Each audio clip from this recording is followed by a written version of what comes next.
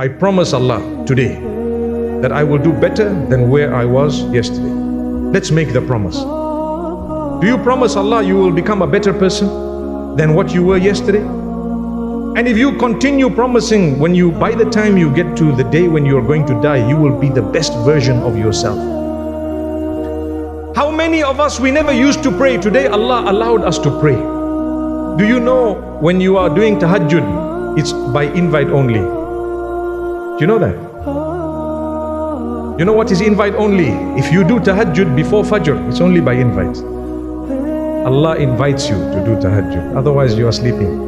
Allahu Akbar. So when you do tahajjud, first thing, thank Allah, oh Allah, you invited me here today. Allahu Akbar. Allahu Akbar. Many of us forget about tahajjud, even the fajr is not even there. Who invited you? Shaitan. Let me, I'm sleep. Masad. There's still 5, snooze. Okay, khalas. Okay. And then they say, okay, 30 minutes, snooze again. Am I right or wrong? I'm a human, I also snooze. I don't know. So understand the favor of Allah. Get up, be strong. Allahu Akbar, it might be my last day. The hadith says, Salli salata muwadda'in. When you fulfill your prayer, fulfill it as though it's the last prayer, and then it's gone. Maybe I might not get to pray after this. And do that every day, for every prayer. One day, it will be your last prayer. It will. May Allah strengthen us. My brothers and sisters, if you have bad habits, today is the day you're going to throw it out by the will of Allah.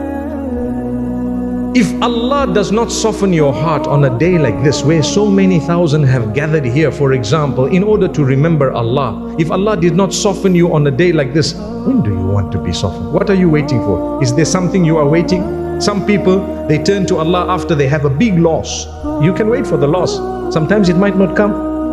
Sometimes people are diagnosed with a disease. May Allah give you shifa. If Allah has tested you with a sickness, today we are asking Allah, Allahumma shfihi, oh Allahumma shfiha. Oh Allah, grant her or him cure. May Allah grant you cure. Don't wait for calamity to strike before you turn to Allah, because at that time shaitan might come to you and you might turn away from Allah. There are some people, there is a guy who sent me an email the other day saying, I lost my job. 2 years I'm making dua, Allah is rejecting. Now I'm fed up of praying. Hey, how can you say that? How can you say Allah is rejecting? Allah knows, He wants to squeeze you to the end.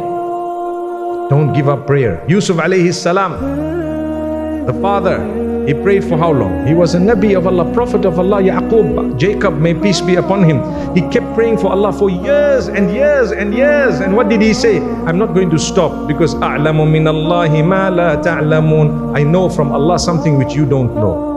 Allah will give. And even if Allah does not give in this world, He will reward me because I prayed and because I continue to ask. That is Allah. So my brothers and sisters, today is the day. We need to be kind to one another. We need to help one another. We need to reach out to one another. We need to change the way we treat people. Don't be rough. Watch your tongue. Don't hurt people's feelings. When you are rough with your tongue, you pay a price. When you are hurtful to someone, you pay the price. When you have done something wrong to someone else, that is a heavy price you're going to pay. It's worse than when you have committed a sin between you and Allah, because you and Allah, He can forgive you without interference of anyone else. He is Ghafoor, Rahim, Rahman, Wadud, the most kind, the most merciful, the most generous, the most compassionate, the most forgiving, and so on. Those qualities belong to Allah, not to other human beings.